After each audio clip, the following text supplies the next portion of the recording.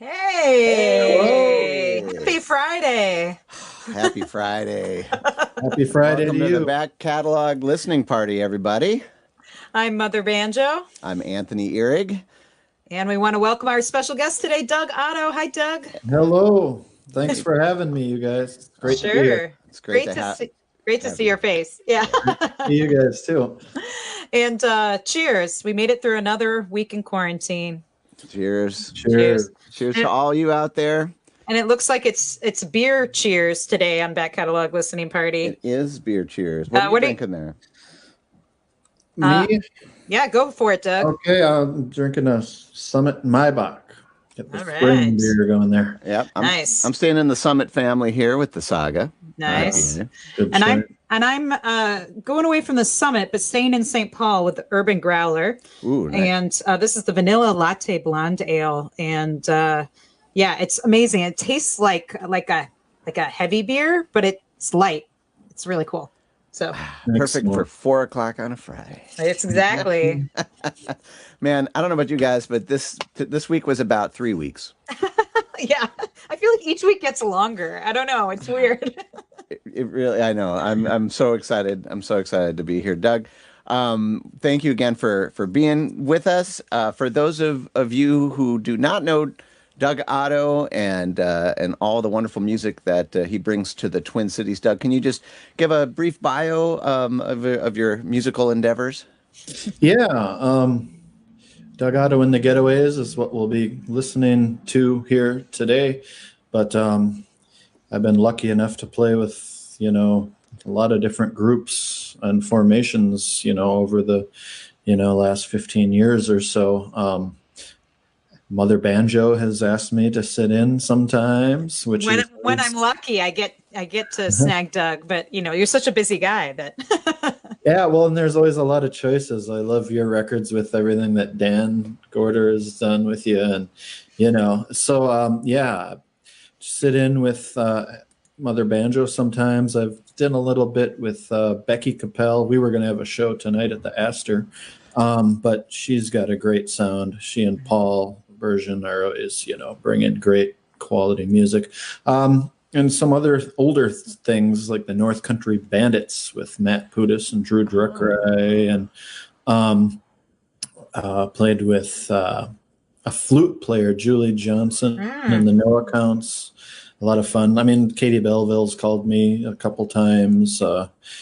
Sometimes Elizabeth Gondor, a couple years ago, used to play with her and her band. So, yeah, I just try to keep it going. Yeah.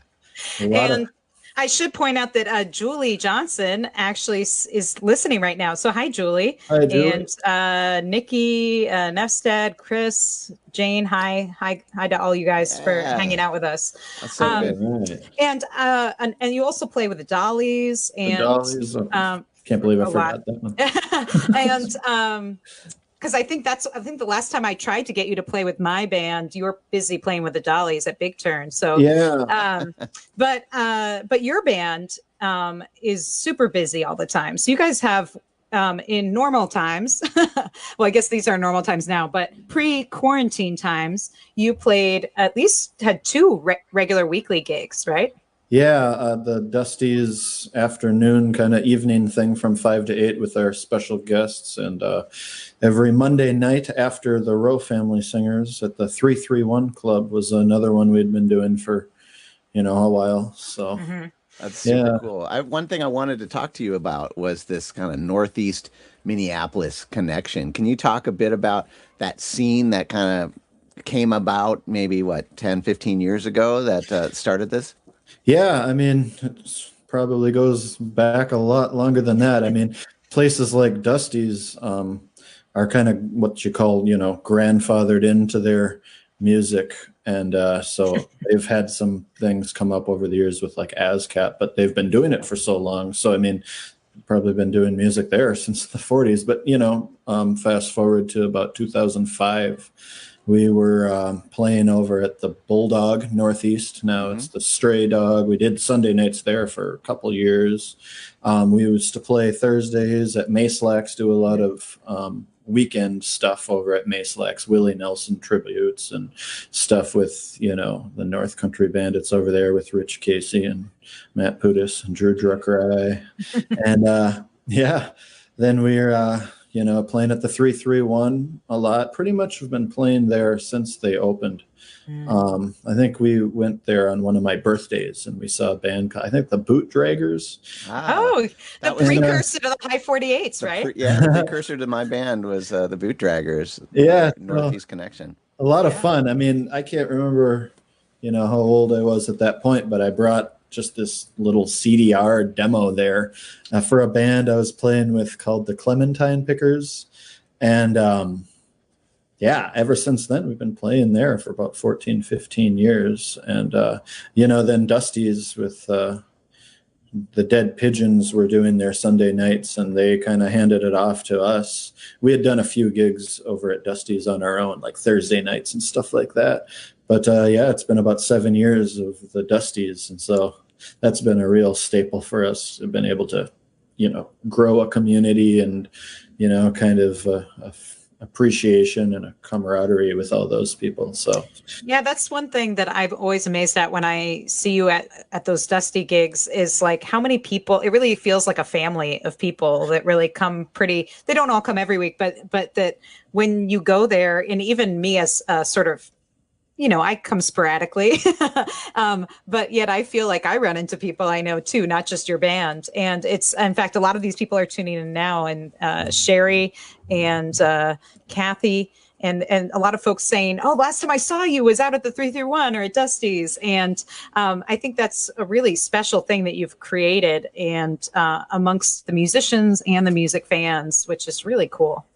Well, thank you for that. I mean, I couldn't do it without the special guests and just the overall excitement of, you know, camaraderie, you know, just community. It does kind of feel like you're in the living room at that point. Yeah, like your uncle's weird basement or garage, yeah, you know? Absolutely. Totally. With like the beer lights and everything. Yeah. So also Sherry says she loves the panther sneaking up behind you, Doug. So do you want to tell us about your artwork, which is, I don't think that's a special backdrop. I think that's regularly on your wall, right? Yeah, it is. It's I want to say that my Aunt B did the stitching. So you buy this like kit and you like. So like cross stitch kind of? Yeah, it's embroidered. It's yarn. Sorry, what's that? Yeah, and it's all, it's something that my grandparents had hanging in their basement. And probably right around 2004 or so, they were cleaning up some things, and there was a ukulele and a violin and some other stuff. Oh, do you want this? And, you know, I didn't take the big creepy clown, but that one has pretty much been on the wall at any place I've ever lived. You know, nice. It's my favorite. So I'm assuming, did you take the instruments too, the violin and the uke, and do you ever play them? I have a ukulele. I have a violin as well, but you don't want to hear that. You know what I do want to hear? Yeah. I want to hear some music off of 9 Trick Pony. Now, can you tell us a little bit about this album and the genesis of this one? Sure, Tony.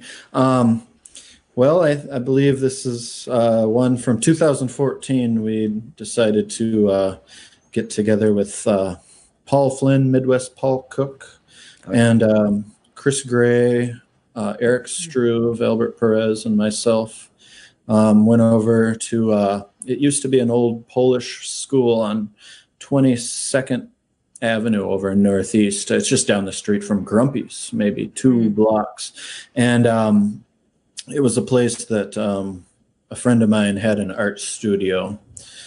It's kind of like the way we got into it. And then little by little, more and more bands were sort of on this like rental lease and just turned into this rehearsal jam space that we had a lot of, you know, beer parties and a lot of late night good times. But there was also a lot of, Rick Lee recorded one of Row Family's CDs in that same building.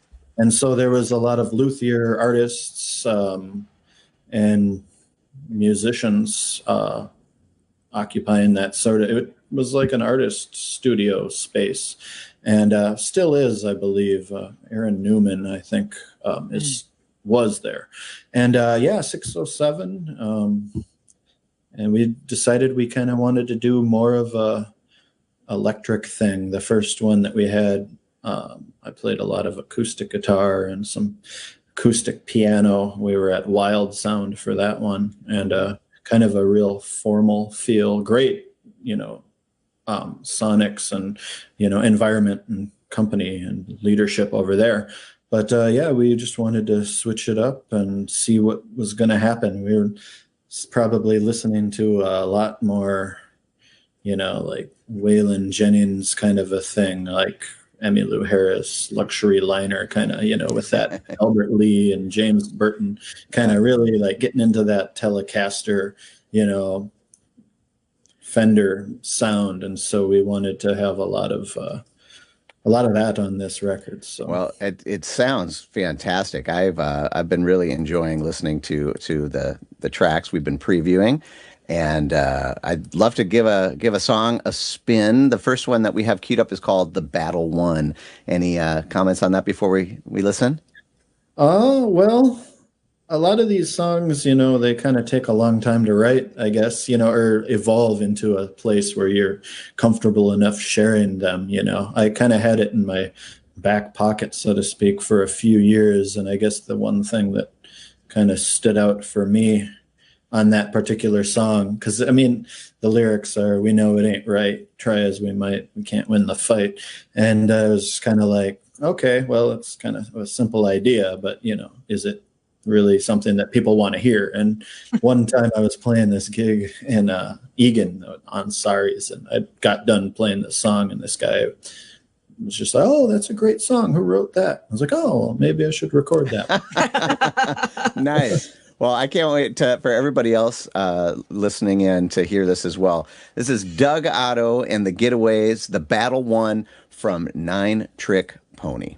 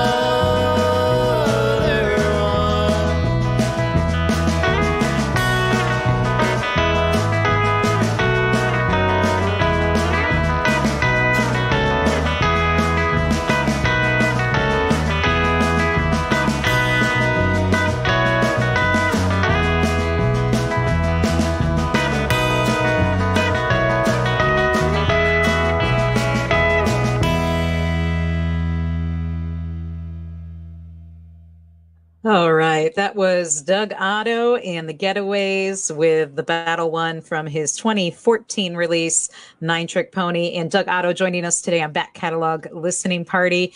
A lot of other folks joining us as well. Hi to Natasha and Nancy and Adele and Don and all the folks out there. So thanks for tuning in. And it sounds like it's lovely all across the country because it's beautiful here. It's It says it's the mid 60s, but it feels warmer to me. And it sounds like it's like that from people listening from Connecticut and South Carolina and all over the place. So cheers. Cheers. Yeah. And what a great sound. Yeah. I have to ask, is this one of those recording spaces where you all were in the same room, or were you isolated in different areas? It was one big room. Yeah. You can kind of feel that. There's some space in this recording. Yeah, definitely. Cool. And one thing that I think is interesting is you said that, the first record was more acoustic, and then you really, wanted to experiment more with the electric stuff. It's funny because as someone who's seen you play live a lot, I really think of your band as being that perfect mix of sort of the acoustic and electric kind of country roots, blues, rockabilly, whatever it is.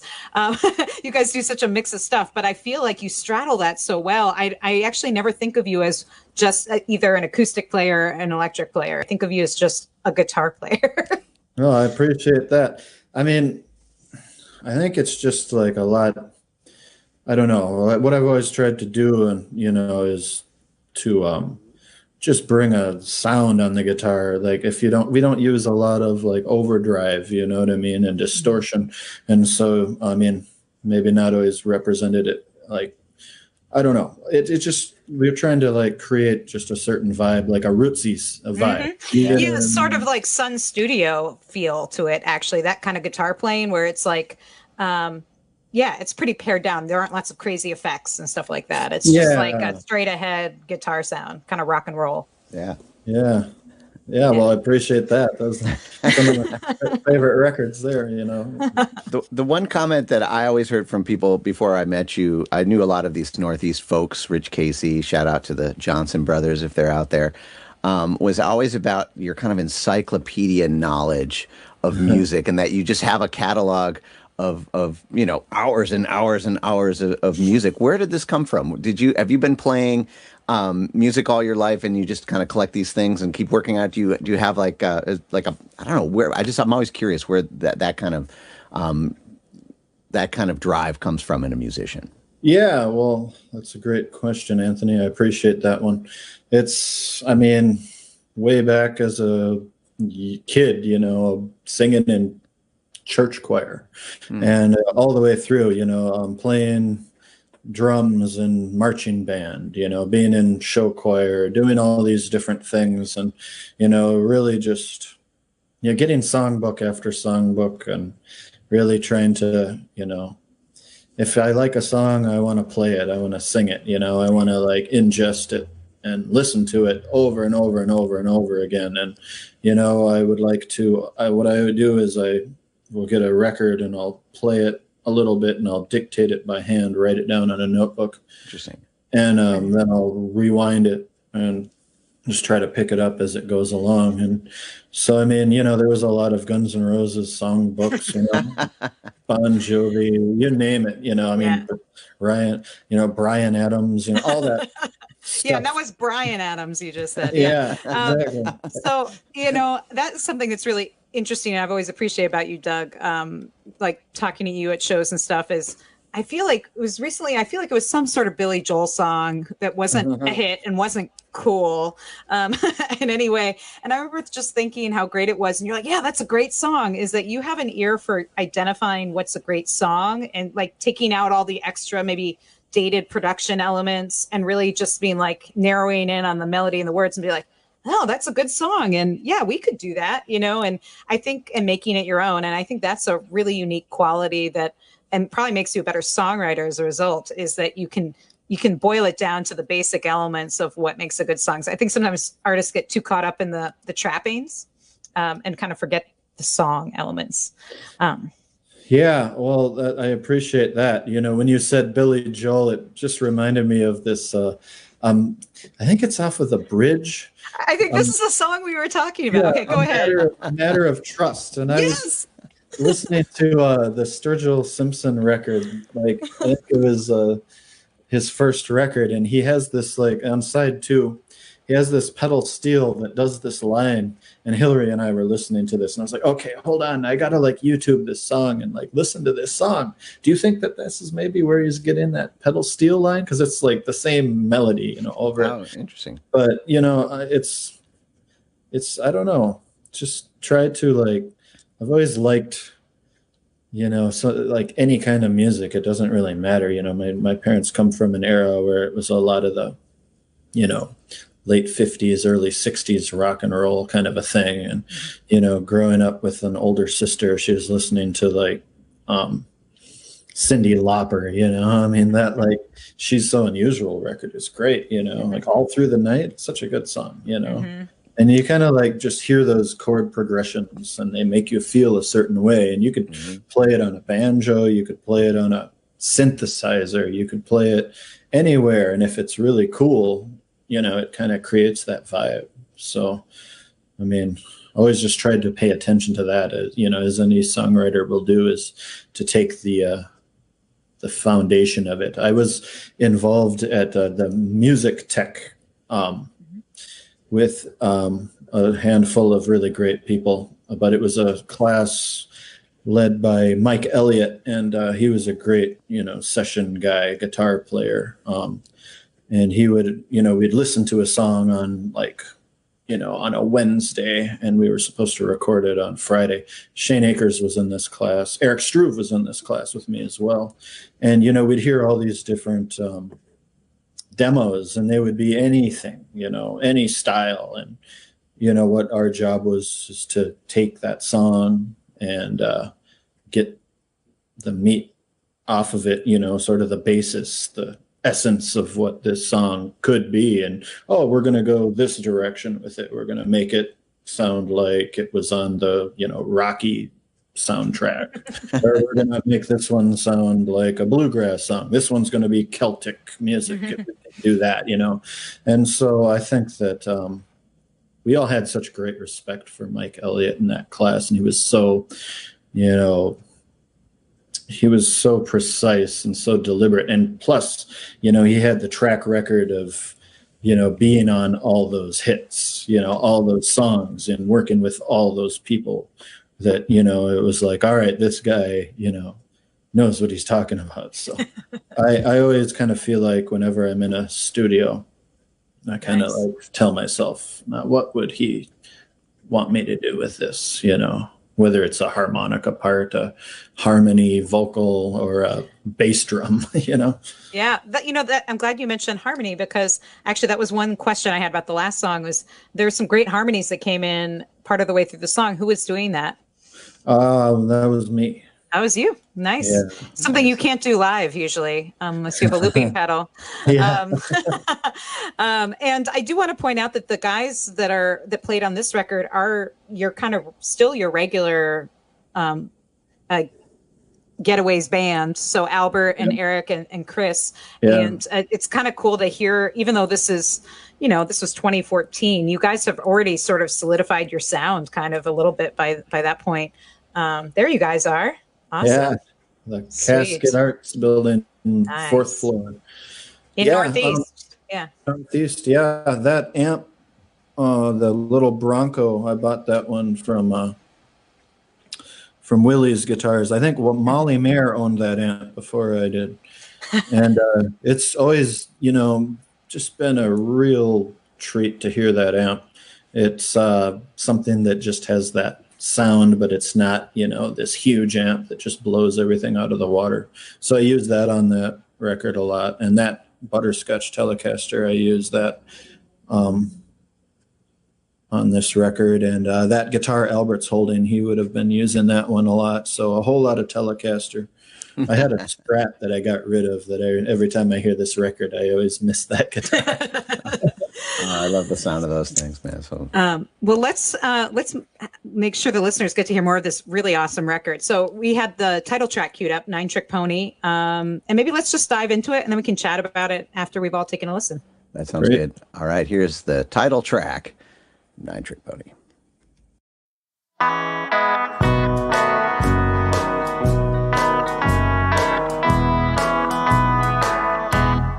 9 Trick Pony,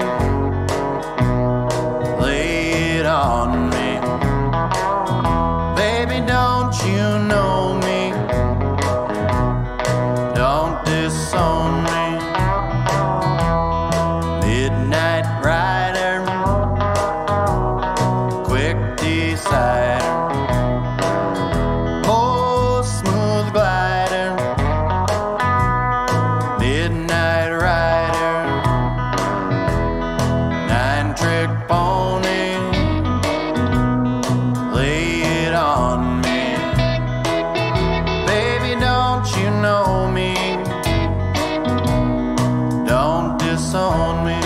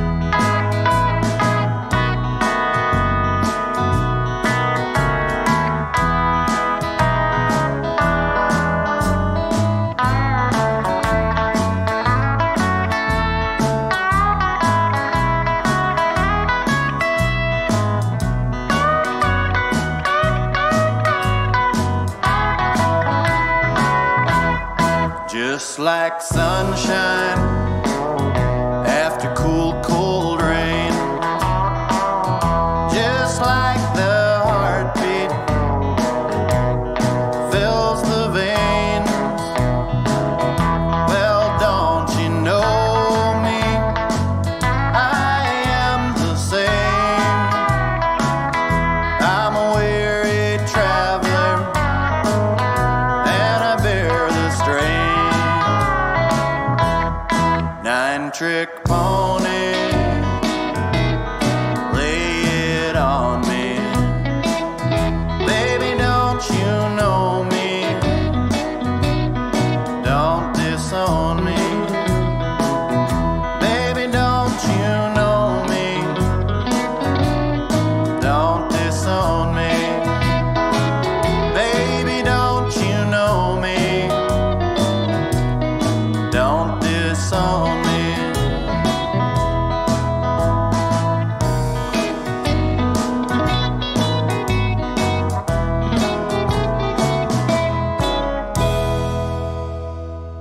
All right. Yeah, man. Doug Otto and the Getaways here on the Back Catalog Listening Party on this Friday afternoon. It's beautiful here in the Twin Cities, but actually I was corrected. A few people say that Connecticut and Philly, it's cold and rainy there. So who knew? You'd have to be in Minnesota to enjoy the nice weather. I gotta say, man, that guitar work, just amazing. Can you? Who was on that? The guitars, you and Albert. Yeah, I did a lot of the like rhythm stuff, and like we switch off a lot of the fills, and it's kind of fun to like listen back and just hear the different textures, you know, of the choices. I feel like, you know, at that point especially, I bought that Telecaster in 2012 and was really excited about the twangy elements of that guitar. And so I think that, you know, when we were playing at that time, I would take a lot of like the bridge pickup kind of thing. And Albert's always been, you know, a real big fan of the position 2. And so that's like the blend, you know, on like the modern wiring schematics of a Telecaster. And yeah, you can really hear like that kind of mid-range that he gets, and then mine comes in, it's really kind of like twangy. Yeah, it's a great contrast. And after you were talking about like the amps and the guitars, like I can't help but feel like the tone of those instruments are part of the band. That was a huge part of what I was hearing there. It sounded so good. Oh, thanks. Yeah, Paul did a great job of, you know, kind of like dialing in the tones, and Albert was playing a really fun, he still has this amp. It's a matchless lightning reverb. I think he was playing on this one a lot. And I had that Bronco and a Princeton reverb that I was using pretty much exclusively. Yeah, one thing that seems cool is that when I've seen you live, you do a lot of trading of guitar solos. Yeah. And it's cool that you actually did that on the record, because I think so often people are like, okay, I'll let so and so do this, and and I love that you kind of played it the way I've heard you play it. Maybe the solos might be longer live, but I feel like that's what you have a very collaborative band, is what I'm trying to say, and it's cool that it comes across even on a recording like this. Oh, I appreciate that, Ellen. I think that that Nine Trick Pony is a really good example of what you would expect to hear if you came to one of our shows. Just the kind of we always kind of like say hot potato kind of a thing, like Albert's is like looking at me a lot, and I kind of give him like a little side glance, and he knows that that's his time to like jump in there and take the fills. And we have like, I try to make them subtle cues that I'll do, and yeah, just try to keep it interesting, and always kind of have that like improvisation aspect to the music, how sort of like jazz music would, where it's like, well, yeah, we're going to play this song, but I don't think we could ever play it the same way twice if we tried. Yeah. Well, it's a real conversation, hearing that back and forth, like you're communicating. And what I love is it really is all about the music, because if you all get a chance to see Doug Otto and the Getaways live, you really need to. But one of the cool things is that he says, I'll give him a look. But, I've seen bands where you see, as an audience member, you see the look, like, play the solo now, or someone's kicking their bandmate. But you guys are both you and Albert have a very straight demeanor. So I have to say, your cues are very subtle. I don't know that I'd ever notice. It's like an eyebrow lift. Yeah, that's kind of how I want it to be in that regard. I suppose I could smile a little more, but no, I actually love it, because one thing that I really think of when I think of Doug Otto and the Getaways is that you guys are just about the music. You're not about showmanship. All the showmanship is displayed in how you play, but I feel like that's what I really appreciate, is like, you're like a no nonsense, we're gonna play great music band. Let the music do the talking. Yeah. Otherwise, I got a face for radio or whatever. Well, these days, all of us who might normally be just voices on the radio are now, you're seeing our faces, so whatever that's worth. But I do want to say, Mike commented, a lot of people commented on the guitar solos, by the way, Julie and Sherry, and Mike said, when will the nation come to realize that the best country music is Minnesota? I see that. So, thank you, Mike. I appreciate that. So is there anything else you want to say about the recording of Nine Trick Pony before we dig into the next tune?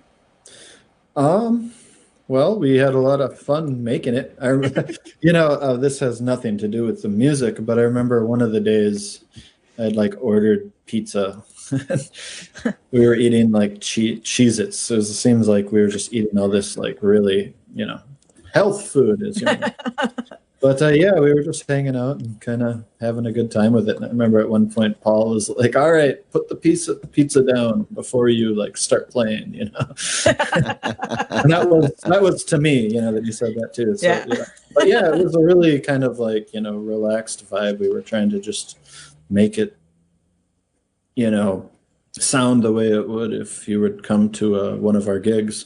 I guess the one thing that we didn't probably capture as much as we should have is like, we like to do bass solos and drum solos. We don't really have any of that. It's more like kind of song, structure.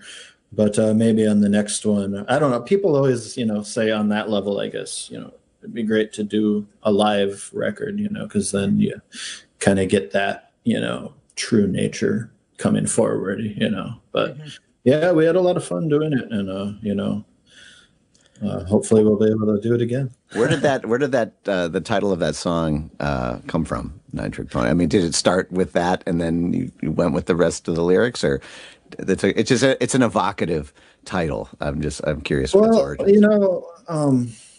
There's actually, I was like, where did it come from? But I was watching Clint Eastwood. I can't remember which one it was. One of those 3 big ones that he did in Italy. I think it was like A Fistful of Dollars. The one, I think they got Indio as the bandit, and they're gonna like rob rob the bank. And there's this scene in the movie where they kind of come in and the horses are kind of like sidestepping, and I thought that was kind of cool. It's kind of like that, idea of like trick riding, and I was listening to the Sweetheart of the Rodeo a lot, and they kind of have on their album cover is like the different like fashion and like where they would this is the Texas cowboy or what, I can't remember what it is. It was like, oh yeah, 9-trick pony. It's kind of like that idea of like somebody that can like do all the styles. Yeah, man. Which feels kind of representative of what you guys do. You straddle a lot of different kind of roots and country styles, and let's dig into the next song so we can hear more of it. Awesome. Sounds great. Thanks. All right. The next song we have queued up is I'm Home.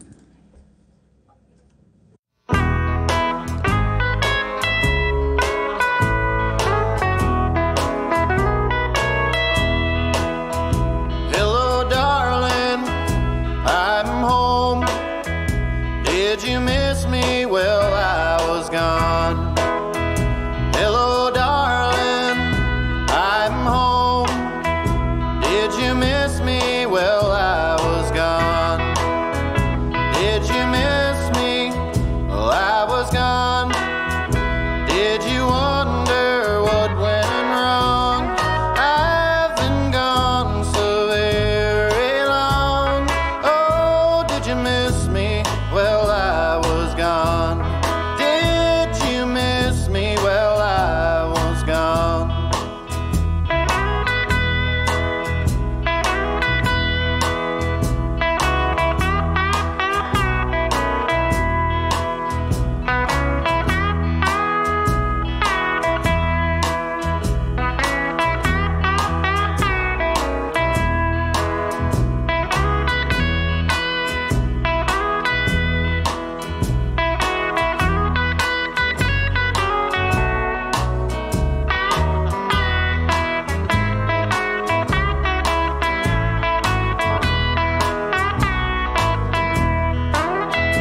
Hello, darling, I'm home.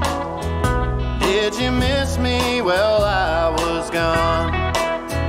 Hello, darling, I am home. Did you miss me? Well, I was gone.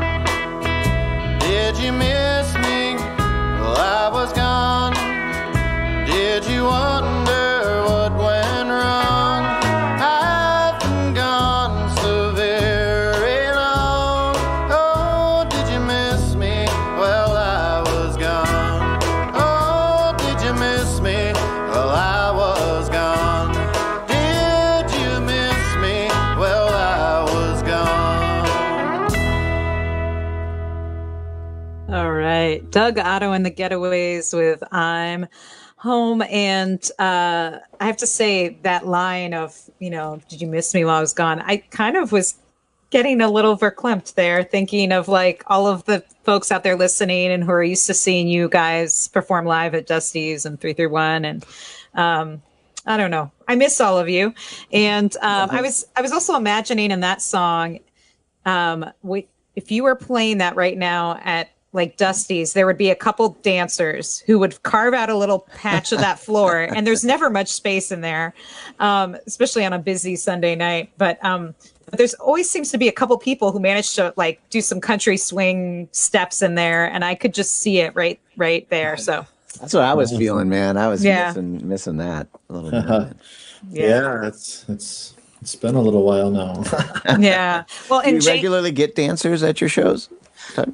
Well, it kind of depends. I feel like once somebody starts doing it, it sort of catches on. And I feel like there's always like, I feel like the last few times I've been there, I was there a couple times in January, and there was there was a couple that was like dancing. I feel like if there is dancing, they're committed because it's not like a big dance floor. So you have to like really want it. Yeah. But I feel like if you have a couple, then they're going to do it all night long.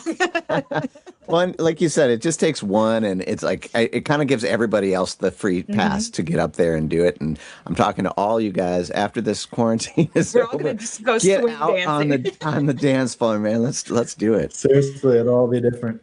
Yeah, we're actually, Well, maybe they're doing it already during the broadcast. We can't because we're anchored to the Yeah, mics. we can do our head bobs. yeah. Oh, by the way, Jane says 4 more. So I think we actually, I think we do have a kind of raucous, Dusty's-ish crowd actually out there listening today. So thanks for joining us today. If you guys have questions for Doug, we already answered the question about the Panther, but there might be other questions about the music or anything like that. Then feel free to hit us up with those comments or questions, and we will try and answer them as best we can. And I didn't want this to slide by because I heard you mention it in passing earlier in the show today. You were talking about when you were younger, you know, you did choir and marching band. You also said show choir. And I heard that, and that did not escape me. And I have to say, I can't think of anyone less likely to have done show choir.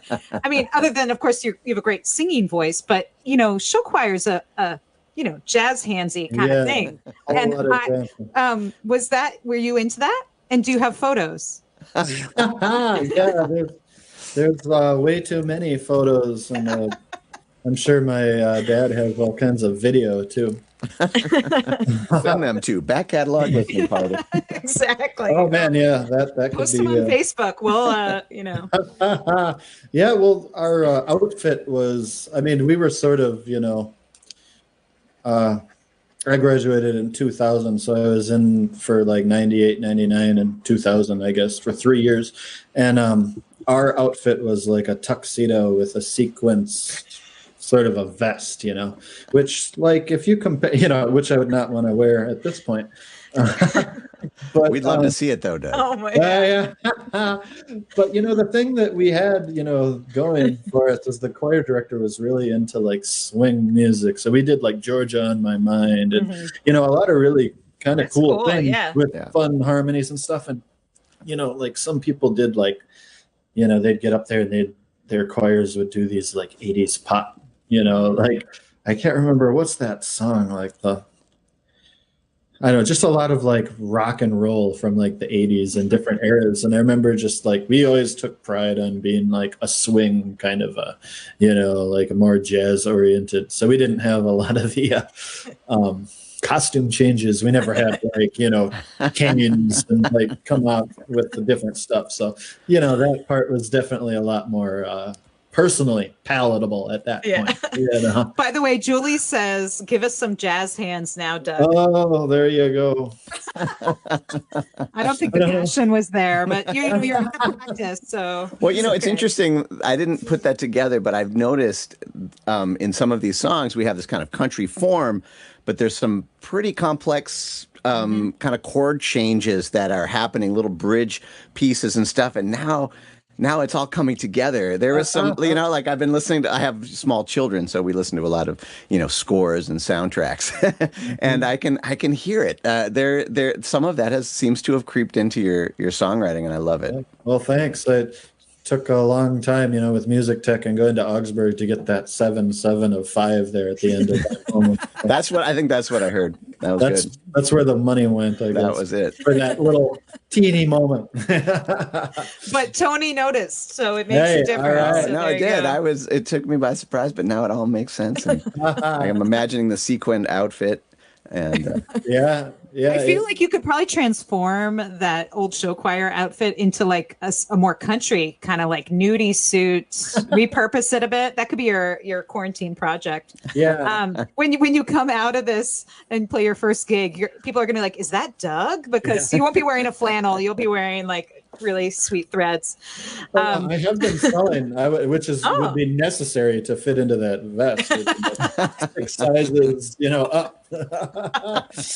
We're all gaining a few pounds, I think, during this quarantine. The quarantine 15, right? Yeah, it keeps expanding. At first, people like quarantine 5. Now it's like 25. Anyway, well, we'd love to hear another song because this is so much fun. I don't know if we're going to get to 4 more, but we'll get to at least a couple. I hope so. And so this one is After You Love Her. Is there anything you want to say about it before we dig in? Well, I listened to a lot of Mazzy Star in my time, and this one definitely like took some influence off of that. Nice. So, All right. Well, let's give it a listen. After You Love Her, Doug Otto and the Getaways on the Back Catalog Listening Party.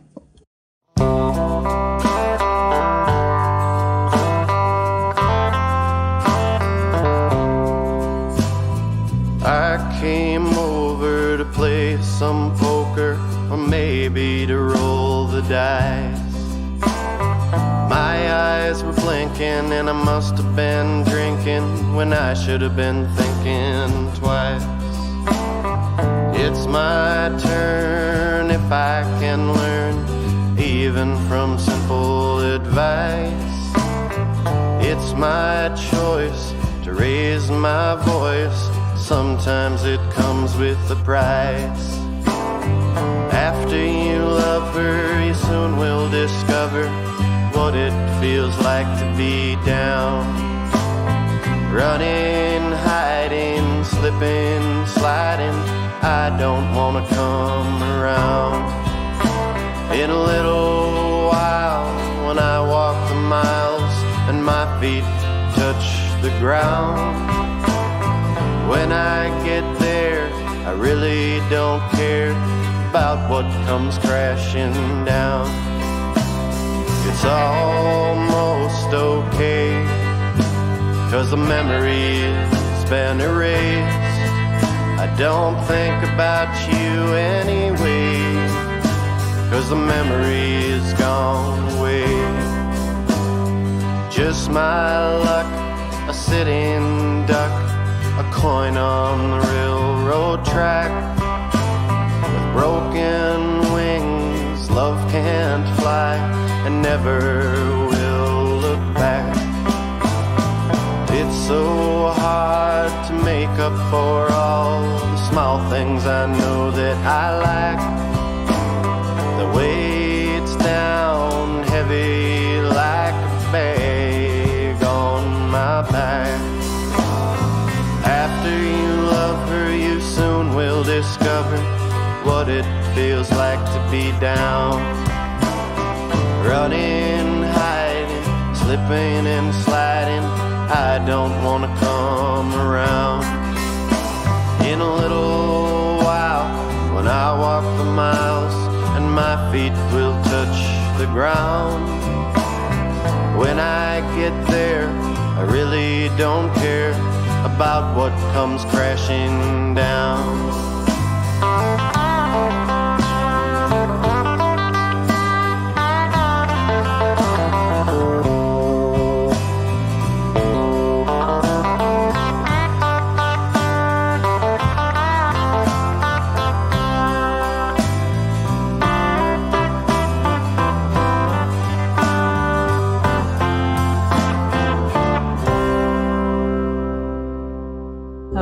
Doug Otto and the Getaways, After You Love Her, and from his album Nine Trick Pony. Doug Otto joining us today on the Back Catalog Listening Party.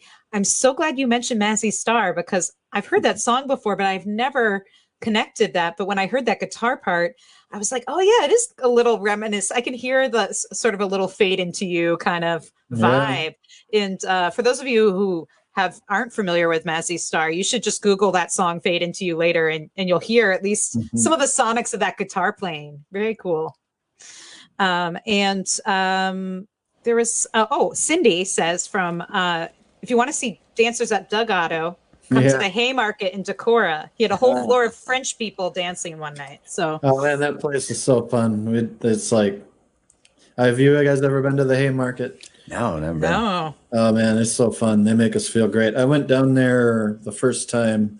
I kind of got lucky, because I was subbing with the Pistol Whipping Party Penguins, and they had some, good connections down there with a lot of the locals, and I just managed to work my way right in there and meet them, and we started coming down there with the Getaways, and CJ's been setting up a lot of great music over there, and, really hospitable and supportive. So that's been one of our favorite, probably the favorite on the road show that we do. They just make us feel really important. I also want to mention, Penny says, Doug Otto's a new discovery. Thank you so much. And a few other folks who are new to your music. And if you like what you're hearing today, might have seen it scroll before, but there's a tip jar, a virtual tip jar, contact-free tip jar. Yes. Not like the crusty 20s and ones that you see in the tip jar at Dusty's, but you can fill up the tip jar for Doug at Venmo or PayPal. The links are there, and we'll also be on the Facebook event link as well. And if folks want to buy your record, I see that it's on your website for sale. Could someone order it if they wanted to hear the CD quality version? Absolutely. You can find links to 2 of our albums on our website, which is DougOttoandtheGetaways.com. And you can also search Doug Otto and the Getaways at CD Baby. And there's a third one, our latest effort from 2017 called Waltz of Pain. And that's all 3 of them are available at that place too. Great. So, Yeah. And Julie says, Doug, what are you working on now? Any new tunes? Have you been writing at all during this time? well, I have a handful of songs, that I've been working on, over the past probably, a long time. There's always one that ends up being like 10 years old that makes it on the record, So it's sort of a process. I've been working on a few, like in January or sometime in the fall, I got this idea for a song, and I've got like a version of it that could be done, but there's some lyrics that I still need to kind of get together. I got the chorus together, but I probably got about 7 or 8 of them. So nice. Hopefully at some point, I'll be able to do that. I've been working on my computer and making some recordings too. It's just GarageBand, but Hillary has Pro Tools on her computer. So it might have to be a home project this time. Have you been dabbling in the live streaming at all, other than this show, obviously? But I've been trying to think about it, but it's sort of been hard to jump into that, and I just want to make sure that the quality of audio is something that I want to share with people versus some. If my phone isn't up to it yet, you know what I mean? And so I probably haven't been spending as much time on that as I should have. I started sewing by hand. I started doing those masks. Oh, yeah. And I've donated a couple of those, and I've been working on amp covers. I'm making 3 different amp covers right now that could fit on a Champ amp, and I've got one that I've made for a 12-inch speaker too, but I'm sewing by hand, so it takes wow, that's a lot of work. Are those available on your website as well? You should. Interested? Well, you should let us know if you make them available. We'll definitely give you a shout out on that. David asks, you have a lot of Waylon in your repertoire. When and how did you discover Waylon? And this is a good question. What's your favorite Waylon Jennings song? Wow, that's a tough one. Waylon is somebody who, I sort of rediscovered, I guess, in my mid to late 20s, and realized that, he's somebody that would have been right in all the stuff that I loved for so long, including, the whole Richie Valens, Buddy Holly kind of thing, with his associations with, playing with Buddy Holly's band. And, of course, I think a lot of people my age would have watched the Dukes of Hazzard when they were kids, and he's all over that. But playing with Matt Putis kind of got me, thinking about him again. And at that point, I was playing a lot of blues from the 1930s and a lot of acoustic music, and then kind of getting into the Waylon Jennings thing, and getting back into the electric guitar. I always say I followed blues back in time, and I followed country back to the present, So a favorite song, it's really hard to say. He's great. Are you sure Hank done it this way?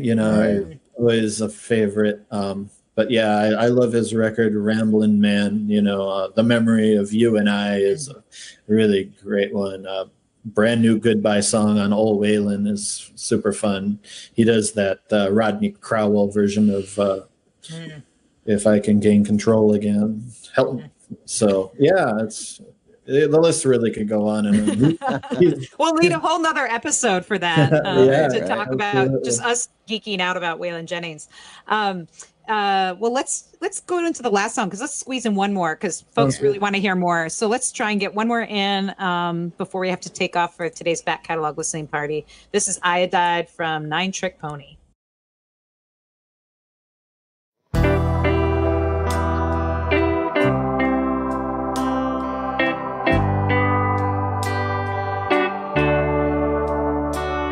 It's been a while since I've seen your pretty smile.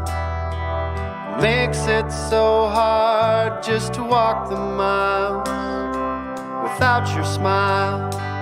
When it's been a while, such a long, lonely while. I can't stand the day if I can't see your pretty face. And even though the memory you can't erase, I can't stand the day without your face. There is no other way. Your love's just like iodine, a necessary nutrient to survive. The hands that give to you and I, iodine, you and I.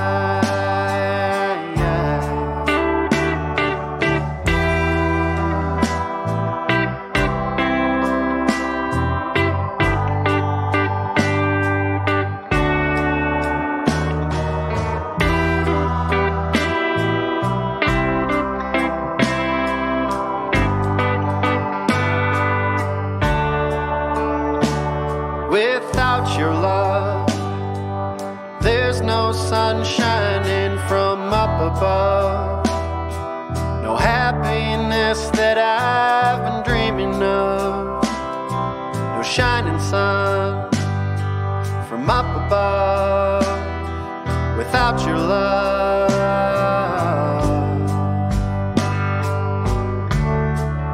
And in the night, don't you know that it just don't seem right if I can't see your love light shine so bright? Oh, it don't seem right without your love light, bright like iodine, a necessary nutrient to survive. The hands that gave to you and iodine to survive, you and I.